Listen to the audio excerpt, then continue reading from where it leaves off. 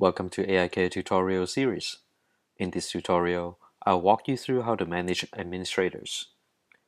As a system administrator, you can list administrators by enterprise, you can add an administrator, you can edit an administrator, or you can delete an administrator. When you first navigate to the administrators page under People, you will see all the administrators in the system. If the list is too long, you can filter the list by choosing the Filter by drop-down and choose an enterprise. You can add an administrator by using the Add button in the Administrators list.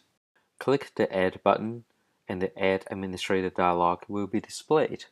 Enter the details of the administrator and click the Add button to finish adding the administrator. Once an administrator is added, you may change its information by editing it. First, locate the administrator you'd like to edit. Select it by clicking the radio button to the left of the username. Then click the Edit button above. The Edit Administrator dialog will be displayed. Make changes to the details of the administrator and click the Edit button to commit the changes.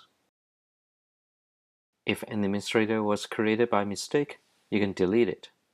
First, locate the administrator you'd like to delete. Select it by clicking the radio button to the left of the name, then click the Delete button above. A Delete Administrator dialog box will be displayed. Click on Confirm Delete to finish deleting the administrator.